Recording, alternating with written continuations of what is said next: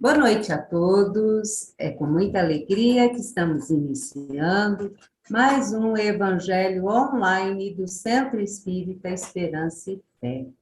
Eu sou a Tânia e hoje é dia 3/10/2022. Hoje nós temos a comemoração de um aniversário muito importante para nós. É com muita alegria hoje que nós iniciamos a nossa reunião, comemorando o aniversário do nosso querido Allan Kardec. Ele que nos deu as diretrizes para que possamos vivermos melhores, possamos, assim, caminhar nos caminhos de Jesus, né? Kardec, com seus ensinamentos, esse espírito grandioso, né? Mas para iniciar a nossa reunião, eu sempre gosto de fazer uma homenagem, né, ao aniversariante do dia. E hoje eu peguei uma mensagem que é do ano de 2003. O espírito que enviou essa mensagem é Maurício de Nassau, nosso querido Maurício de Nassau, né, que estava aqui na época das capitanias hereditárias, se eu não estou enganada, né, meninas e meninos. Ele enviou uma mensagem através do Demóstenes Pontes, que é o autor do livro Allan Kardec, A Epopeia de uma Vida. Ele fala sobre Kardec e os 200 anos de nascimento de Jesus. Então, Kardec estaria completando hoje 219 anos, né? E o ano que vem, 220 anos. E essa mensagem, eu achei ela muito profunda, importante para o momento que nós estamos passando, né? E para que nós, como espíritas, possamos passar por tudo, compreendendo, com amor no coração. A mensagem é essa, vamos lá. Ele foi o vaso escolhido para que a espiritualidade superior, sob a liderança do Espírito da Verdade, pudesse derramar sobre a terra o abençoado Pentateuco espírita no tempo oportuno e predito pelo sábio integral. Prepara-se o solo brasileiro, onde o espiritismo lançou profundas raízes, transformando-se, no dizer do abnegado instrutor espiritual, no coração do mundo, para festejar, pátria do Evangelho, jubilosamente, essa esplendorosa efeméride. Os vossos corações deverão encher-se de alegrias mil ante esse magno evento. No entanto, para o maior brilho de sua comemoração, torna-se necessário a colaboração espontânea, à inventiva e ao trabalho perseverante de todos. Para tanto, devemos procurar a vossa federação ou o centro espírita onde militais, oferecendo fraternalmente para a concepção dessa tarefa. Ao lado dessa alegria ímpar, a que a todos contagia, muita coisa se faz notadamente no campo da divulgação da doutrina, pois esse deve ser o objetivo primacial desse glorioso evento, tão caro aos nossos corações. A Terra, como bem observais, passa por dias inglórios. Basta olharmos para as manchetes dos periódicos ou ouvirmos as notícias das estações de rádio e televisão, e chegaremos à conclusão da premente necessidade do homem espiritualizar-se mais, deixando os fortes apelos dos efêmeros tesouros da terra para voltar-se para os imperecíveis tesouros do céu, no intuito de que este planeta, atingindo seu verdadeiro destino, a regeneração, possa desfrutar de paz, justiça social e do amor verdadeiro. É, pois, chegada a excepcional oportunidade para todos vós demonstrar que não sois apenas espíritos de gabinete, mas que a doutrina que adotastes, tocando profundamente a vossa intimidade, teve o feliz cordão de transformar-vos para melhor. Melhor amigo, melhor irmão, melhor cônjuge, melhor espírita e, enfim, melhor cristão. Vivamos felizes as comemorações do nascimento do apóstolo de Lyon, mas ponhamos os nossos corações, os nossos braços e a nossa inteligência a serviço da divulgação da doutrina espírita, por todos os meios ao nosso alcance. Unamos nesse esforço a disciplina, a diligência e o bom ânimo, a vontade de servir, tendo em mente que se a tarefa é grande, os ceareiros ainda são escassos. Multiplicai assim as vossas energias e irmanai-vos com fé e coragem no trabalho útil, a prol do brilhantismo dessa auspicioso evento, colocando nessa feliz oportunidade a vossa boa vontade, o vosso coração e o espírito de servir.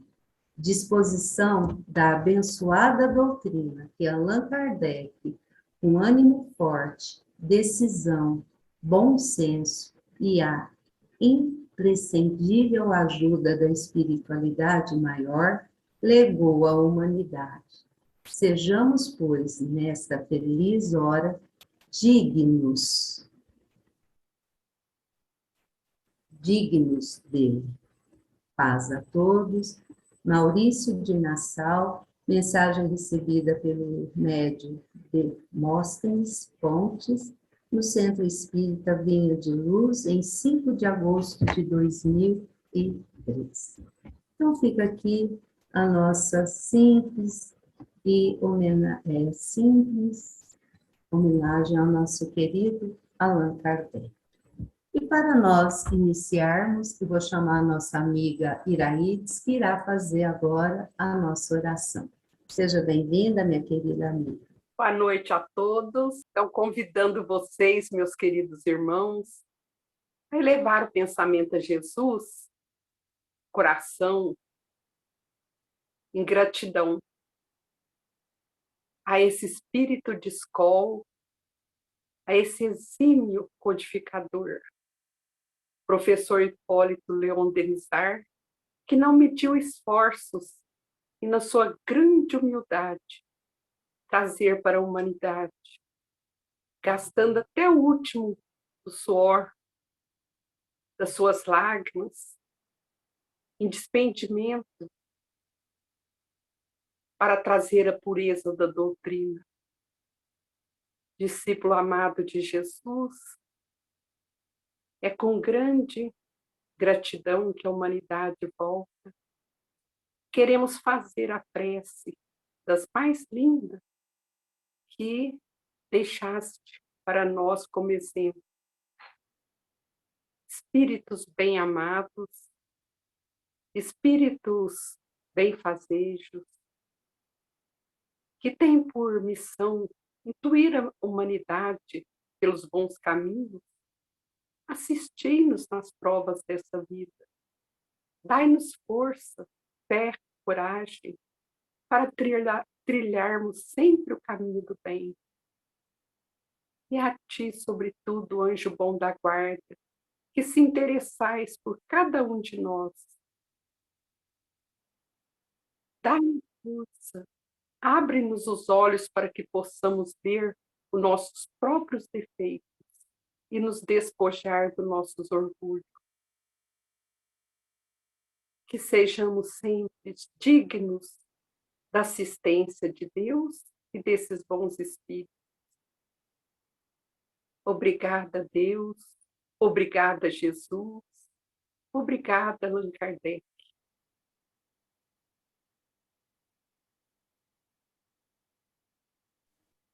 Nós que agradecemos, Iraídes, e que nós possamos, assim, meus amigos, porque todos nós passamos, né, por momentos de aprendizado, as provinhas um pouquinho mais difíceis, né? E eu quero chamar agora a nossa amiga Valdete, que ela está tentando nos mostrar, né, através do estudo desse livro, que é assim, a diretriz, né, do cristianismo primitivo. Então, que nós possamos, meus amigos, termos calma, paciência e irmos aprendendo com esses nossos amigos, né? E a nossa querida amiga Valdete, seja bem-vinda, minha amiga, tão amorosamente aceitou essa, vamos dizer, essa missão de estar nos passando, né? Os ensinamentos grandiosos desses, não é só um personagem, de todos os personagens, né? Ah, Porque é cada uma um de coleção. nós, porque cada um, né? Cada pessoa encaixa num personagem. Eu sou mais esse, eu sou mais aquele. Mas vamos aí, firmes e fortes, né, Valdete? Seja É. bem-vinda. Então, boa noite a todos. Com muito carinho que nós estamos aqui, então, tentando passar de leve essa vida maravilhosa desses personagens do início do cristianismo, né? Deu continuidade aos ensinamentos do mestre. Eu, na última reunião, eu havia... Bom, então nós vimos que o Saulo de Tarso havia chegado na casa onde estava hospedado Sadoc, o grande amigo dele de Damasco, e ali eles conversando, Sadoc já tinha ficado sabendo pela irmã Dalila de Saulo que ele namorava Abigail, que ele tinha uma amiga nova, e aí eles combinaram de ir no sábado visitar a Casa do Caminho, onde Estevão havia curado da cegueira um tio do Sadoc. Aí, então, eles combinaram e despediram e mataram as saudades ali, que eles foram amigos de juventude, e o Sadoc era de Damasco e o Saulo de Tarso, mas ficou em Jerusalém. Aí ele parte, então, depois disso, na sua amiga, para a estrada de Damasco, para encontrar com Abigail.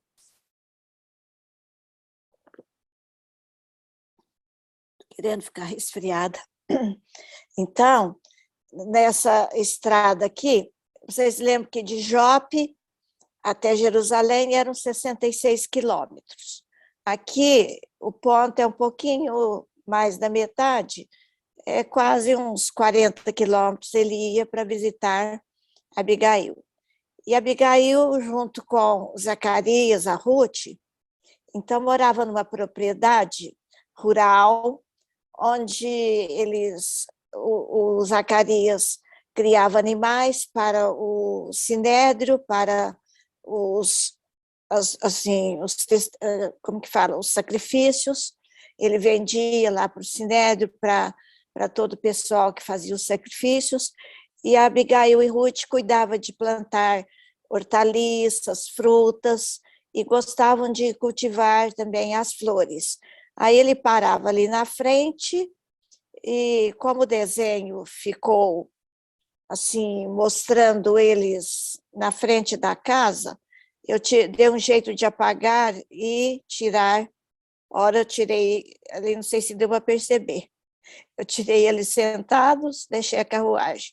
Tirei a carruagem, agora deixei eles sentados, porque o Saulo chegava, conversava com Zacarias, e depois ele ia para o quintal, junto com a Abigail, embaixo de pessegueiros floridos, frondosos. Então, eles ali, Aí eu consegui essas fotos de pessegueiros em flor, pessegueiros com os frutos, e lá naquela terra eles produzem muitos frutos. Até outro dia o Ilahan fez uma comparação bonita dos 5 principais frutos, mas não vem ao caso agora, só para mostrar que é uma terra onde há tradição de cultivo de não só agrícola, mas dos frutos também. Aí, aqui eu já coloquei, ó, frutos, flores, né? E aí o Saulo, com o namoro ali com a Abigail, era um namoro assim, é uma descrição aí de mais de 2 páginas. Namoro sublime.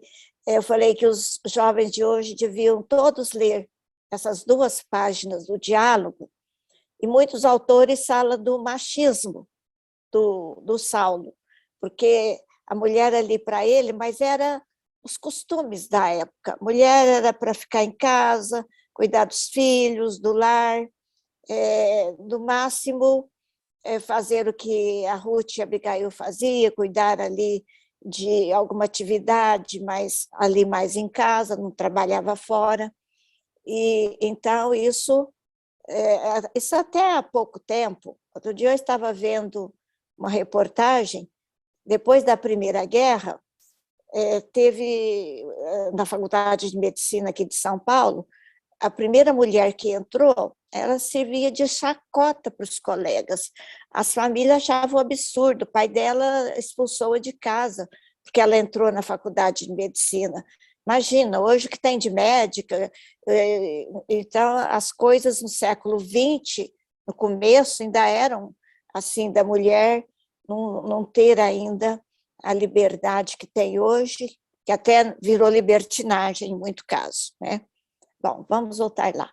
Então, essa relação dos homens com as mulheres era machista mesmo, só que muita gente não volta no histórico e já fica dizendo que o Saulo era machista, mas era porque essa relação, mas ele respeitava muito, ele dizia que ela era o coração dele, ela dizia que ele era o cérebro dela, e ele se, assim, contemporizava, ele se retemperava no seu temperamento muito afoito, destemido, ele não era flexível em nada, e Abigail, muito tranquila, calma, delicada, era um refrigério para a alma dele, depois dos embates, das coisas que ele tinha no seu dia a dia.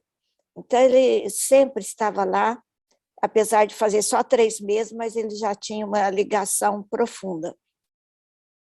Aí, então, ele disse para ela, nesse dia, que ele ia visitar a Igreja do Caminho e ver o que era esse Estevão e tal. Mal sabia ela que era o irmão, né? E então ele disse que a irmã dele, nos próximos 2 meses, iria para o namoro, para pedir autorização desse namoro para eles depois poder casar. Então, ela ficou feliz e lamentou. Que pena que o meu irmão ainda não foi encontrado, só ficou sabendo que ele tinha ido para as galeras, e ela pedia sempre para o Saulo continuar as diligências para ver se localizava o irmão, mas até agora ele não tinha conseguido mais detalhes. E então, era essa a relação, né? Bom, agora nós vamos para o capítulo 5, quando o Saulo e o Sadoc vão no sábado visitar a Igreja do Caminho. Quando eles entraram, eles viram Tiago, Pedro, o João, que eram os 3 apóstolos que viviam lá, e o Filipe, com as 4 filhas que eram médiuns, também morava ali. Mas os 3 ficaram muito surpresos, porque eles estavam habituados ali na reunião de receber só os doentes, os pobres, cheios de problemas, mães, crianças doentes, famintas, pessoas com lepra, com todo tipo de problema. E agora viram entrar aquelas figuras com túnicas assim, de alto nível, e o Sadoc e o Saulo avisaram alguns amigos, então não foram só os dois, foram mais outros. E então fizeram eles sentarem ali na frente e tal. Então, Tiago, Pedro e João recebeu, mas uma certa apreensão e desconfiança, né? Nisso entrou Estevão, e foi aquele burburinho. Irmão Estevão, as pessoas todas assim alegres, né? Porque ele entra ali, e na frente tinha... Eu já tinha contado tudo isso? Já, Tânia? Não. Não? Ah, então eu pensei, será que eu estou repetindo? Não marquei direito. Aí, então, o Estevão chega e sobe ali, não era tablado, mas era um degrau feito de pedras. Até eu falo, os centros que fizeram isso hoje estão certíssimos, porque na hora de falar, é bom que você enxergue a todos e olhe no olho de todos aqueles que estão te ouvindo. O professor faz isso. Olho no olho conecta a atenção de quem fala com quem ouve. E eles tinham esse degrau feito de pedras. E os bancos eram toscos, a assistência ali tinha muita pessoa com cajados, outros com muletas. Eu estou detalhando isso porque depois vai ser importante. E o Estevão, então, subiu e logo já abriu as anotações de Levi, que é o Evangelho de Mateus, no capítulo 10, versículos 6, 7, e leu. O 6 é: mas ide antes as ovelhas perdidas da casa de Israel. 7. E indo, pregai dizendo, é chegado o reino dos céus. Então, parece que foi um recado ali para eles, porque eles eram verdadeiras, os que estavam ali, o Saulo, Sadoc, etc., eles eram as verdadeiras ovelhas perdidas da casa do Pai, porque eles seguiam o Velho Testamento, mas não praticavam nada.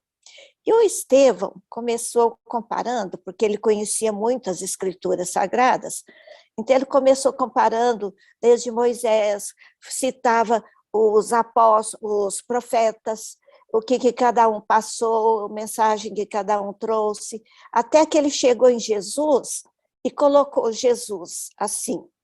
Moisés foi a porta, Jesus a chave. Até essa frase de Estevão, o Emmanuel repete assim, Jesus a porta, Kardec a chave, porque uma revelação abre a porta que a outra criou, uma completa a outra.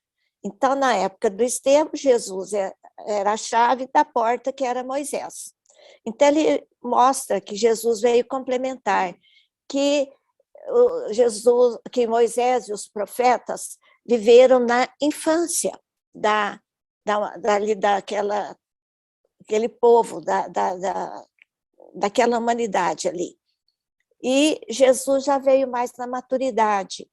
Então, Jesus já trouxe o perdão, o amor, e que era o Messias. Aquilo já irritou tanto Saulo, onde já se viu essa blasfêmia de colocar esse Jesus carpinteiro, que foi crucificado, uma pessoa que não representava nada, como acima da lei, dos profetas de Moisés. Então, já tomou aquilo como uma ofensa, ele já queria revidar.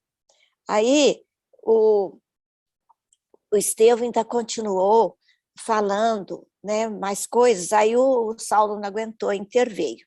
Como você ousa falar desse Jesus ser o Messias que há de vir?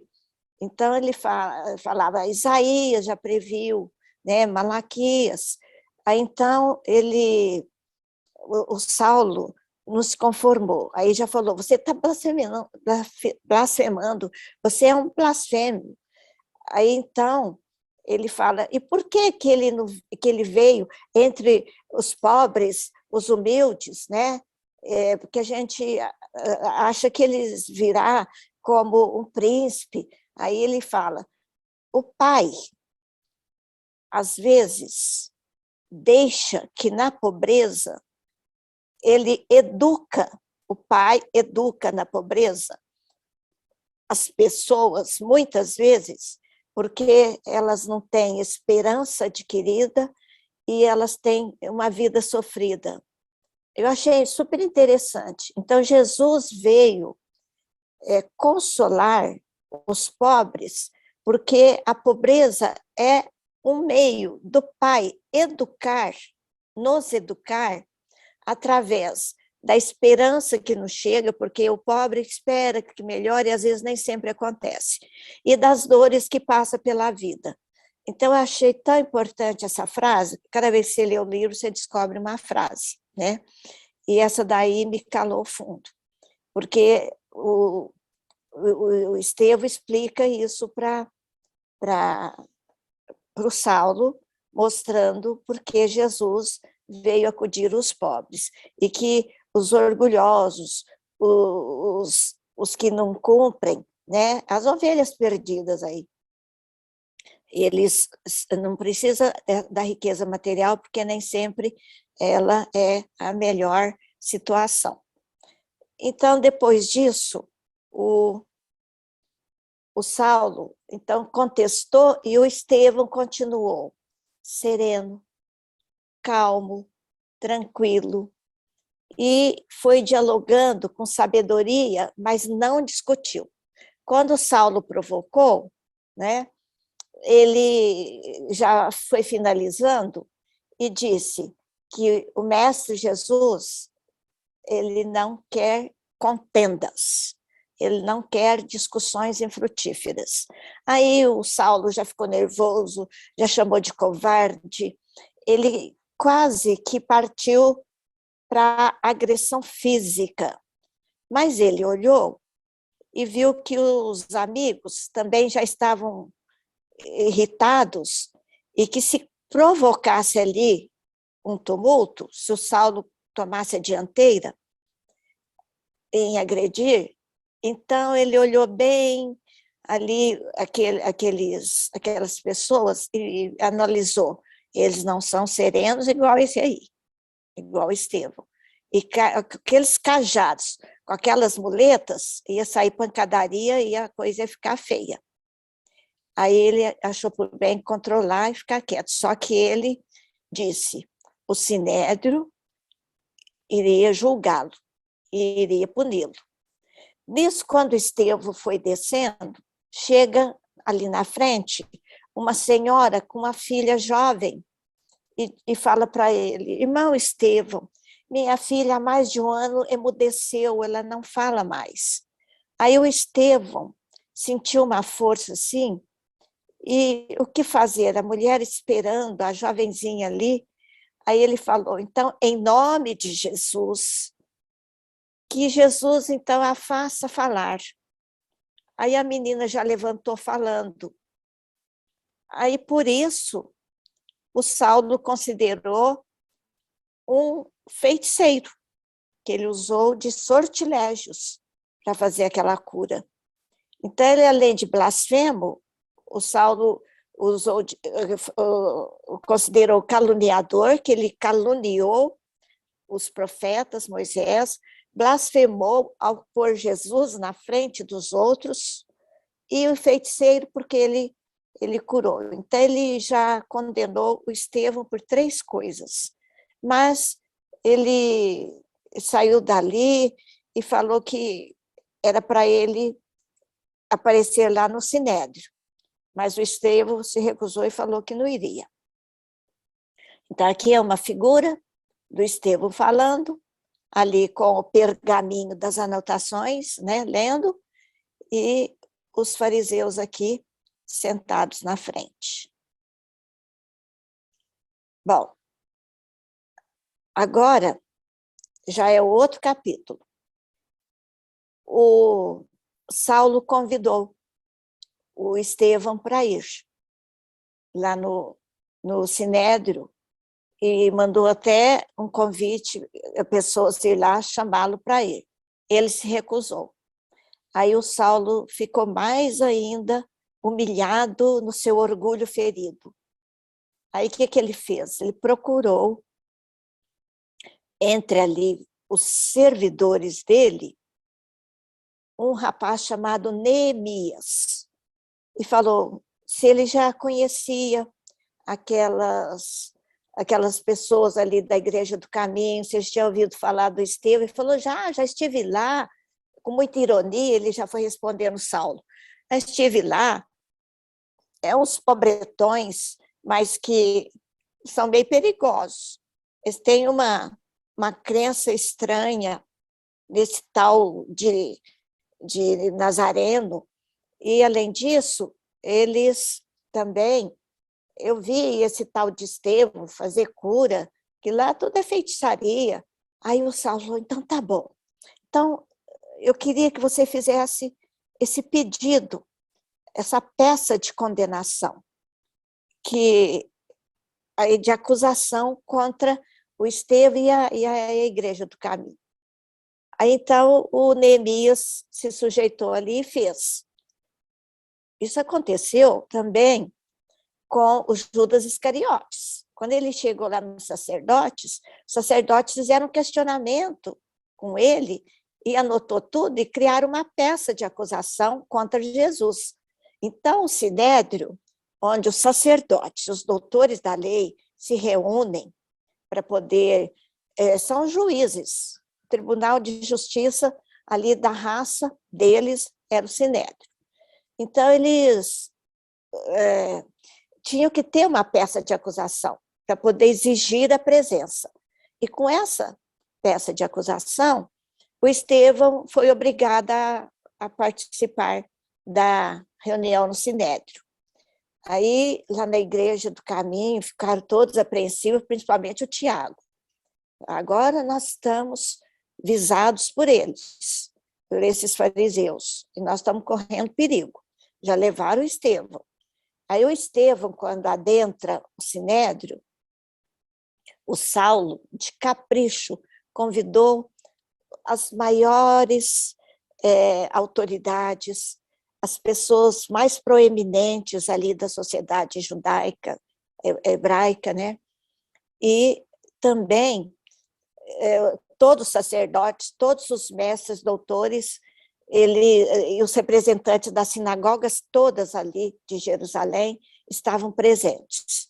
E o Saulo ficou impressionado com a serenidade, com a inteligência, com a acuidade, com a percepção do Estevão, e percebeu que ele era uma inteligência acima dos outros.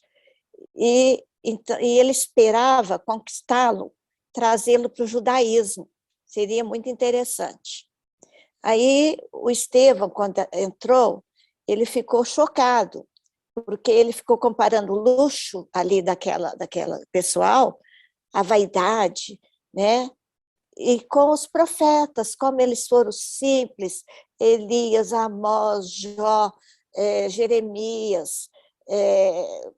Então, eles todos eram muito simples e sem vaidade, e eles ali, que representavam a lei, os profetas, eles, naquele luxo, naquela vaidade, né?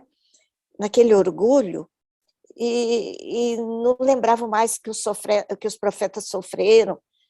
Aí o Estevão pensou, seriam estes as ovelhas perdidas da casa de Israel? Aí então vocês veem aqui o Estevão diante das feras e do Saulo, né? Aqui eu quero mostrar o templo, como era o templo. Aqui, por exemplo, onde está essa flecha, é onde era o Sinédrio. Então, o Sinédrio ficava dentro do templo, numa sala. Aqui tinha o pátio, onde eles faziam celebrações.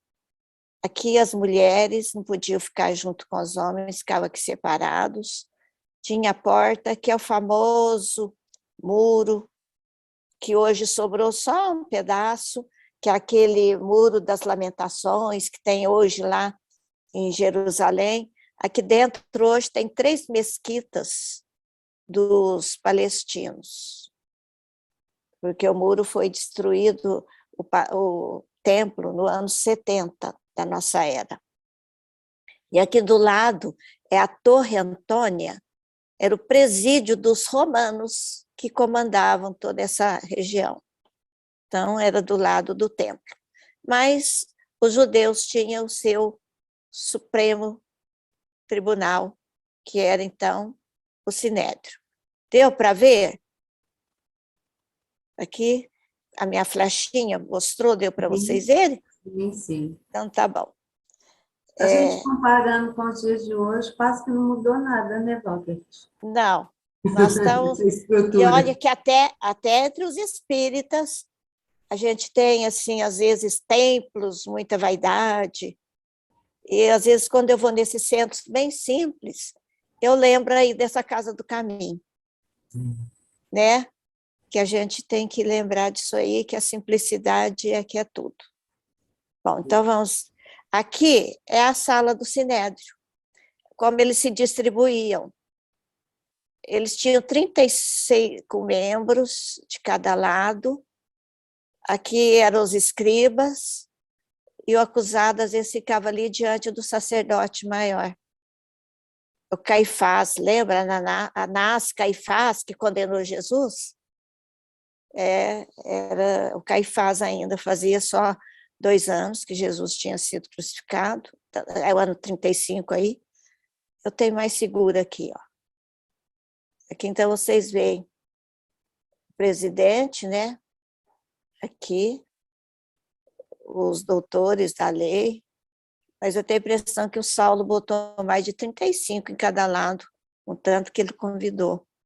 Aqui o acusado e os oficiais que ficavam ali, fora os soldados que eram requisitados para manter a ordem. Aqui é outra figura. Aqui é outra bem antiga.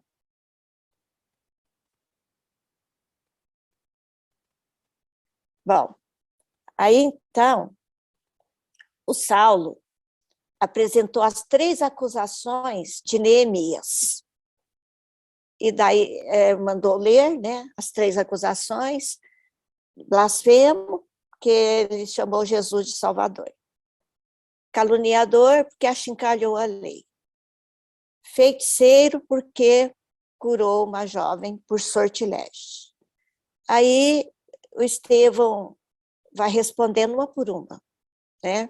De que Jesus era o Salvador mesmo, porque que ele veio entre os pobres, já até comentei antecipadamente. Que ele não entendeu, que ele não caluniou a lei. Pelo contrário, Jesus veio complementar a lei. E Jesus mesmo disse: eu não vim destruir a lei, mas dar-lhe cumprimento. Porque eles não praticavam o que eles faziam, né? E feiticeiro não, porque ele não curava, quem curava era Jesus, ele só era o instrumento. Aí ele fala das lições de misericórdia de cada profeta, eu já antecipei tudo isso, ele repete o que ele falou lá na Casa do Caminho, né? E ele ainda fala, sem nenhum medo, que ali os israelitas não cumpriam o que eles conheciam, que os profetas ensinaram. Aquilo foi irritando o Saulo já estava também para agir fisicamente, aquela serenidade, aquela firmeza foi incomodando demais, né?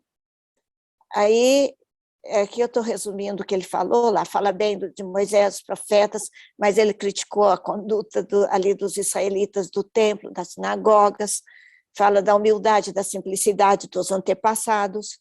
Aí começaram a gritar, apedreja o imundo, o caluniador. Aí Saulo não aguentou, com eles gritando, apedrejem, destruam, né?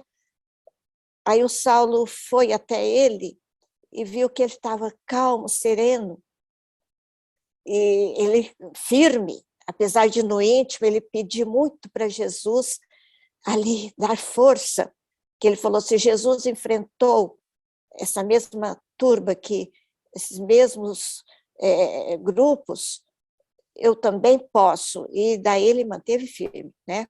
Aí Saulo apelou, aí pegou, esmurrou o rosto, ele cambaleava o Saulo foi, esmurrou sem parar o rosto do Estevão, até que saiu sangue misturado com suor, e o olhar dele continuava tranquilo. E ele pediu a lapidação. Já que ele não cedia, ele começou a provocar, achou que era provocação, e o Saulo, na fidelidade ali, ele não entendia, ele estava muito fidelizado, o contrário do Estevão. O Estevão também conhecia a lei, mas foi só Pedro narrar sobre Jesus, foi só sobre ele ler as anotações de Levi, o Estevão já se apaixonou por Jesus, o Saulo não. O Saulo ouviu o Estevão falar, viu o exemplo da serenidade, o Saulo foi muito teimoso, ele foi muito assim, insistente nos seus princípios, entendeu? Bastante trabalho o Saulo. Então ele teve uma oportunidade de aceitar Jesus lá na Casa do Caminho. Aqui no Sinédrio, segunda oportunidade, eu vou contar as oportunidades que ele teve, né? O Estevão, na primeira oportunidade, já se entregou. Então, por isso que eu falo que o Estevão era já acima do Saulo, espiritualmente mais evoluído. Mas era importante ele estar ali, que ele teria que ser o parceiro do Saulo, né? Aí, então, nossa, falta pouco. O Saulo pediu a lapidação, e depois que, então, ele que estava dirigindo a reunião, tem que haver como que fala, quando a decisão da reunião do grupinho que decide ali, os principais, que eram os sacerdotes e alguns doutores da lei, e o Gamaliel era um. E o Gamaliel, dentre aquele grupo ali menor, que decidia, ele era o mais ponderado. Aí, naquele grupinho, eles fizeram uma votação tão secreta, se aceitava a lapidação, a prisão ali do Estevão, o Gamaliel, então, pediu que o prendesse até esclarecer melhor a situação. Então, o Gamaliel vem e fala a decisão, que era para prendê-lo, adiar essa lapidação, primeiro para estudar o caso melhor. O Saulo ficou meio contrariado, ali, mas todo mundo respeitava o Gamaliel, aí então resolveu prender o Estevão. Aí ele foi algemado como um prisioneiro qualquer, foi levado à prisão. Quando ele passou pelo Saulo, Saulo deu uma olhada nele assim, cínica, e o Estevão com aquele olhar sereno. Aí que deixava o Saulo mais ainda inquieto e achando que aquele Cristo, que aquele Estevão era tudo os culpados daquela situação. Aí o Saulo resolveu também que deveriam ser feitas diligências lá na Igreja do Caminho. Aqui, então, é a hora que há o embate, né? Que o Saulo lá esmurra o Estevão, e ficou todo mundo muito agitado. Bom, aí o Saulo, muito impulsivo, impressionado com o desassombro do Estevão, ele fixa a ideia de vingança pela humilhação que ele sofreu. Aí o Saulo era muito admirado ali por todos, muito jovem, porque ele tinha uma personalidade firme, vigorosa, ele era um guia seguro, ele tinha uma inteligência aguçada e tinha uma argúcia psicológica. Então, ele era uma criatura dotada assim, de muita perspicácia e muito decisivo. Então, ele era admirado e era uma esperança ali daqueles mais velhos, fariseus, dele ser uma personalidade brilhante para eles, que ia continuar a tradição e tudo, né? Então, esse já era respeitado. Então, o Caifás, que era o sacerdote, que mesmo lá da época, quando Jesus foi crucificado, ele nomeou Saulo como chefe e promotor de providências. Então, Saulo ficou com a faca e o queijo na mão. Aí o Saulo até pediu para... isso aqui... ficou meio fora de lugar. Então, o Saulo pediu para os representantes romanos liberar assim, soldados para eles fazerem as diligências, porque eles tinham que ter um policiamento nas decisões que eles iam tomar. Essas diligências que ele ia fazer é para já começar a prender. E o pior, que ele ficou sabendo, eu vou passar aqui para frente. Após essa reunião lá do Sinédrio, ele ficou sabendo que 2 ricos israelitas que estiveram presentes na reunião ficaram tão impressionados com o Estevão que eles eram ricos, eles dividiram a metade do que eles tinham com a família e a outra metade eles doaram lá para a Casa do Caminho e com o intuito de já de frequentar a Casa do Caminho.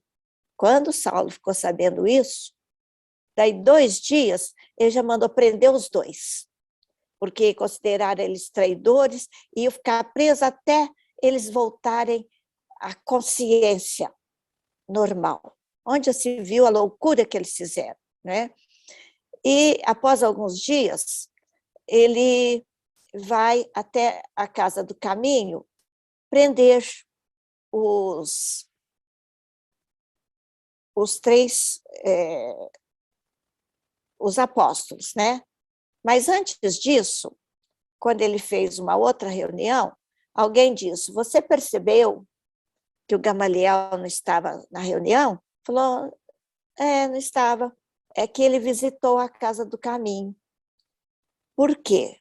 Quando passou 2 dias que ele já estava fazendo prisões de todos aqueles que eram fariseus, e ficou sabendo, ele visitava, mandava visitar as casas, ele ia também, então, que ele ficou sabendo que eles eram, assim, simpáticos à Casa do Caminho, o Gamaliel recebe o João a mandado do Simão Pedro, e o Simão Pedro sabia da ponderação de Gamaliel. Ele ficou sabendo da interferência que Gamaliel teve para não lapidar já o Estevão. Aí o Simão Pedro falou: João, vai lá e chama o Gamaliel para fazer uma visita aqui. Aí o João foi e o Gamaliel foi.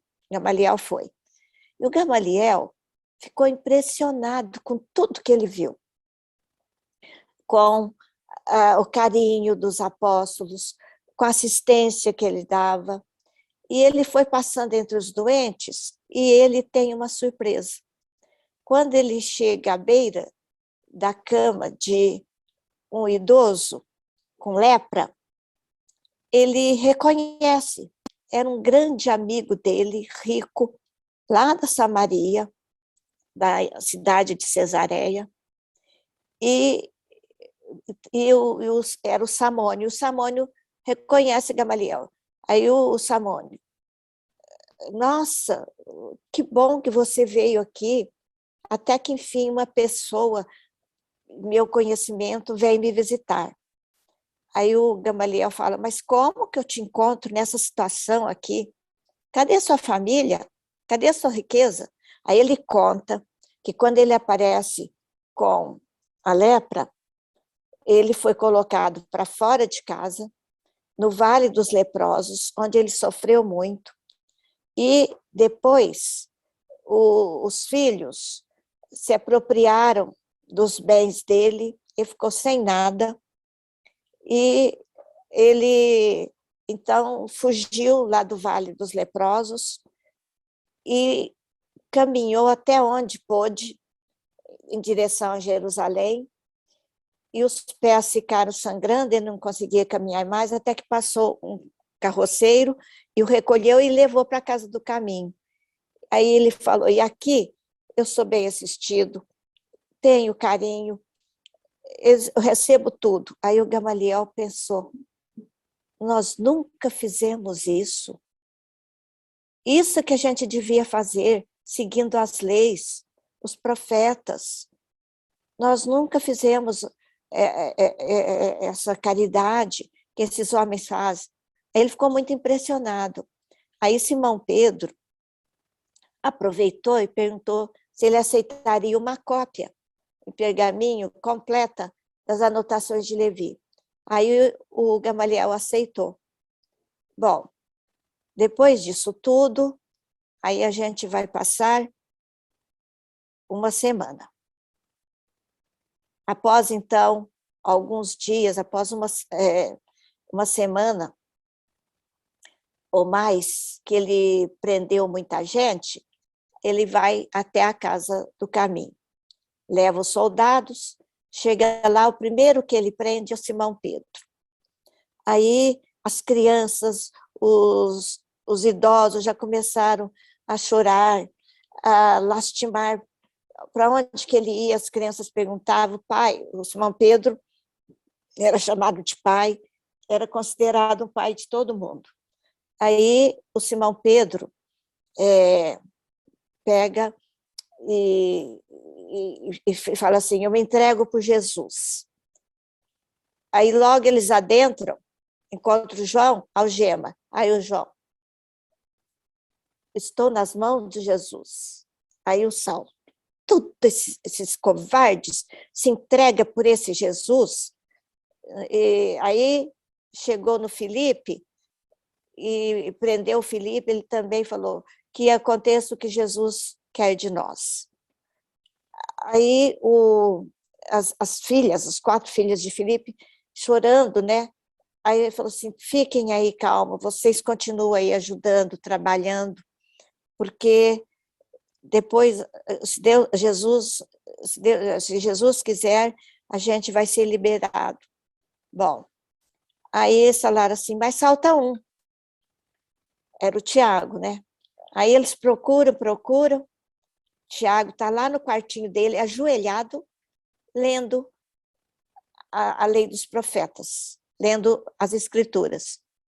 Porque na tradição deles, dos hebreus, quem lesse as escrituras ajoelhado era protegido. Aí o Tiago, ajoelhado, lendo ali, o Saulo falou, ó, alguém aqui segue as escrituras? Aí o Tiago, sempre seguimos. E Jesus também. Ele falou, pelo menos esse aí segue, deixa ele.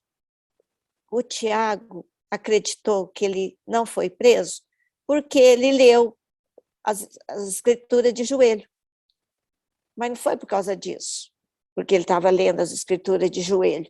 Aí ele ficou bem supersticioso. Aí ele não fez mais nada sem ele pegar e ficar colocando as normas judaicas, ali, hebraicas, quando ele fosse fazer as coisas, mesmo sabendo que Jesus não necessitava nada disso, né?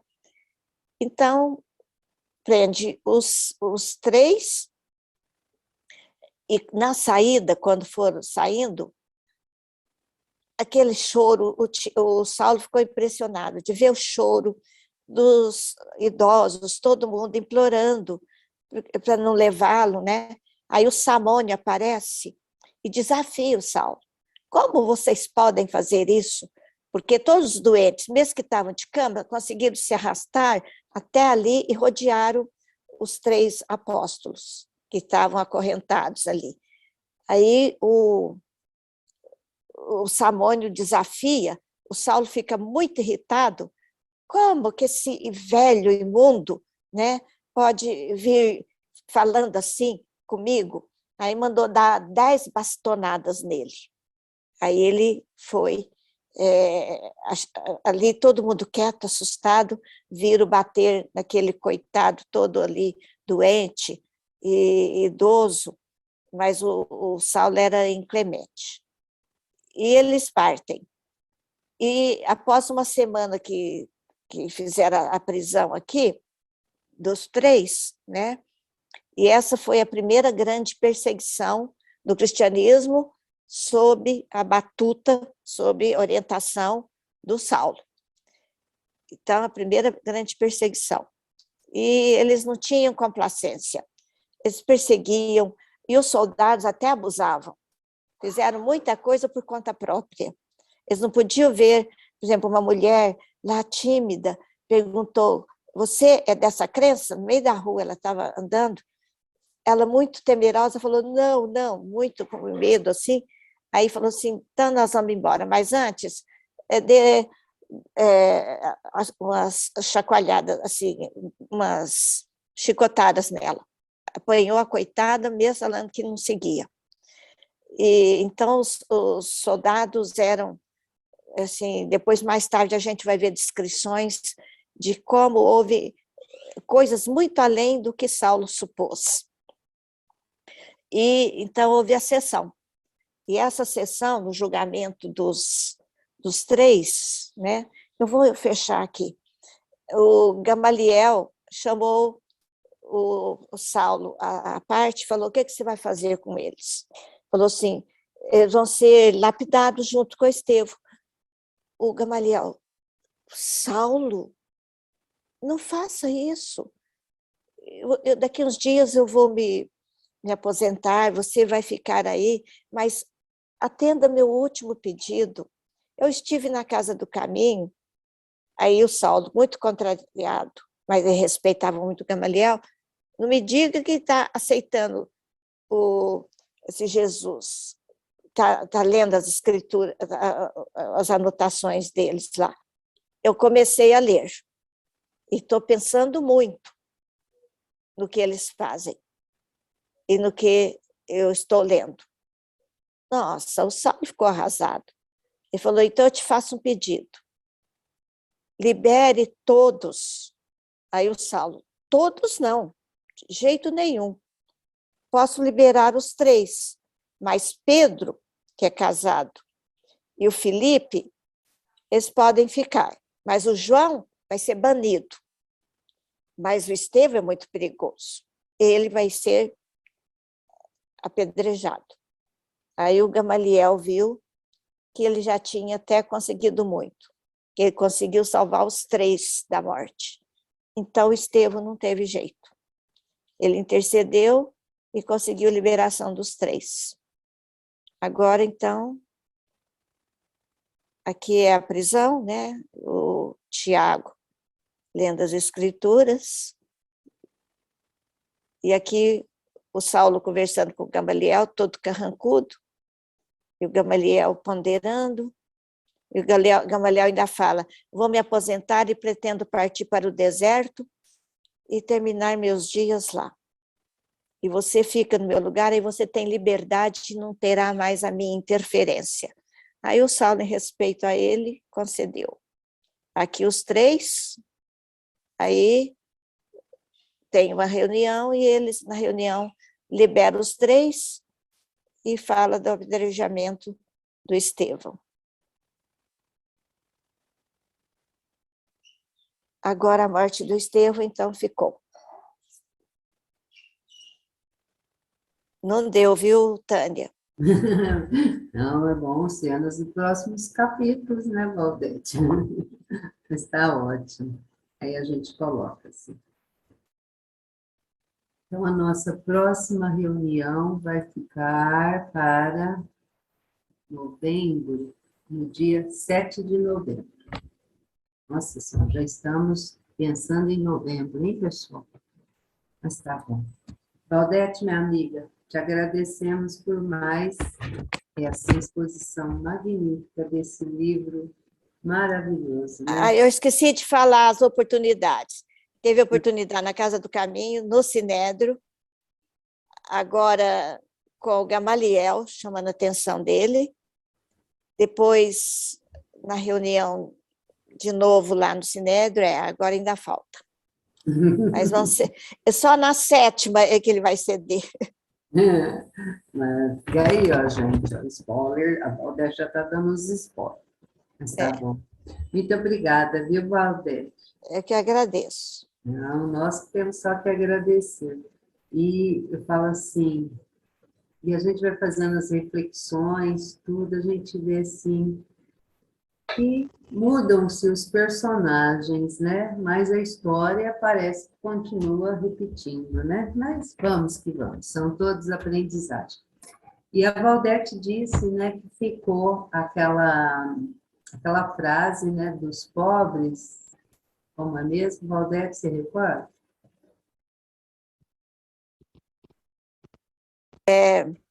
Que o pai educa Ah. grande parte dos que são pobres pela não consecução da esperança e pelas dores da vida toda. Então, ele educa grande parte dos pobres através da esperança não conseguida e das dores durante toda a vida. Aí, ó, pessoal, fica essa frase aí para a gente refletir durante esse um mês, né? Vamos dizer assim. Não é toda a pobreza, mas ali ele diz, grande parte. Uhum. Então, que nós possamos refletir sobre esse ensinamento, né? Nada é por acaso, tudo é uma lição. Gratidão, Valdete. Meus amigos, estamos chegando ao final, né, de mais um Evangelho no Lar. Agradecemos muito a espiritualidade amiga. Eu quero convidar vocês para a nossa próxima semana. As próximas semanas, né, as próximas 3 semanas, será sobre Kardec. Na semana que vem, nós teremos aqui a nossa amiga Analice, que irá nos falar, ela até comprou um livro do Paulo Figueiredo, Valdete, para poder estar comentando sobre Kardec e a educação. Na terceira semana, teremos aqui o nosso amigo Jean, que irá falar sobre Kardec e a mediunidade.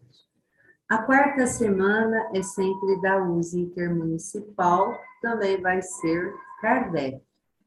E na última semana teremos o seu Toninho Betarello, que irá nos falar sobre Kardec e os princípios básicos da doutrina espírita. Nós não podemos sair de Kardec, meus irmãos. Kardec é atualíssimo, ainda não aprendemos nada do que ele veio aí, que ele codificou as suas obras, né? E nós estamos aqui tentando aprender. Então, na dúvida, ficamos com Kardec, né? Mas vamos caminhando junto. Aí eu quero também fazer um convite. A USE Intermunicipal de Franca está com o mês de Kardec e no domingo, online, nós teremos também a nossa amiga Valdete, né, que está aqui conosco, que irá falar sobre Kardec e a educação. Ah, gente, muita coisa para a gente aprender, né? Então, fica aí um convite para todos. Por isso que essa frase me chamou a atenção, porque fala, o pai educa muitos da pobreza pela... Então, eu estava mexendo com a educação, essa palavrinha Me chamou a atenção. E a educação, vamos dizer, né, é a pedra-chave de tudo. Que a hora que a nossa querida Terra estiver toda educada, não estaremos mais nesse mundo de provas e expiações, né, Valdete? Já estaremos galgando mundos melhores, né? Se Deus Jesus, o título de Jesus é o mestre, né? então, E também de Kardec. sim, não percamos as nossas experiências. Meus amigos, então vamos finalizando a nossa reunião. Consuelo, você faz a oração final para nós, Consuelo? Ela está quietinha. Você faz, Analice? A Maria Alice? Abre o som, Maria Alice. Está com o som fechado. Aí. Você Tá. faz? Faz. Então, aqui. O seu Adalto completa ou eu Não, só Adalto hoje ele não entrou na reunião, então não vai está? ser para você. Então, A vamos gente lá, sente né? até a falta, mas tá É bom, então. verdade. Isso. Então, Abaixei bem. então Olha, vamos nesse momento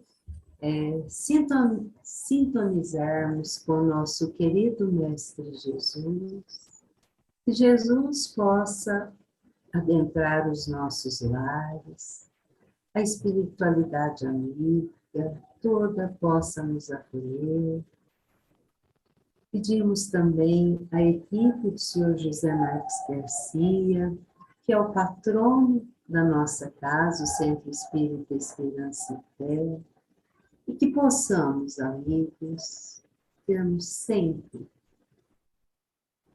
fé e esperança. São essas duas palavrinhas que nos sustentam na nossa caminhada. Pedimos hoje também ao nosso querido Ismael, protetor do nosso querido Brasil, que abençoe a nossa querida pátria, abençoe a cada um de nós e principalmente aos nossos governantes. Amigos queridos, façamos uma vibração pela paz, pelo amor e pela fraternidade. Maria Alice. vamos agradecer a Jesus, nosso mestre, amigo, por essa oportunidade tão maravilhosa. Quando esses ensinamentos, eles penetram em nossa alma e nos trazem essa consciência da importância do conhecimento espírita em nossas vidas. Esse farol que nos ilumina, que nos conduz, e que tão pequeninos que somos, ainda tateamos, ainda buscamos nos encontrar na profundidade desses ensinos tão importantes, esclarecedores, carregados de amor, de bom senso. Agradecemos a Jesus e ao Kardec, nosso codificador maior. Esse bom senso encarnado que traduz as nossas vidas e o destino dos nossos espíritos, à evolução, ao conhecimento e ao entendimento na aplicação dos ensinos de Jesus. Seja a paz conosco, em nossos corações, que possamos transmitir àqueles que contatamos, àqueles vizinhos, aos nossos amigos, para que a nossa pátria traduza o Evangelho de Jesus e se encontre e seja o farol no mundo a iluminar as almas que se encontram necessitadas de paz. E assim com esse espírito e essa forma de ver na paz do amor de Jesus.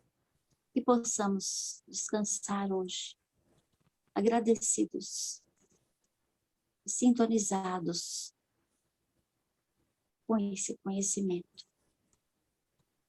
Gratos por todos os amigos que aqui temos hoje conosco em oração. E que a paz seja com todos, agora e sempre. Que assim seja, Maria. Gratidão, minha amiga. Meus amigos, um beijo no coração de todos vocês. Temos aqui o São Rosalvo e o Pérez, né? De nossos amigos, mas a maioria somos em mulheres. Que possamos sempre caminharmos com os ensinamentos do nosso querido Mestre Jesus.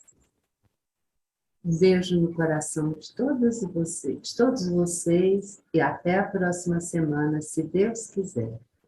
Boa noite a todos, muito obrigada. Fiquem Abraço a todos. Nós que agradecemos. Um beijo. Obrigada, Obrigada a você, Tchau. Valdete.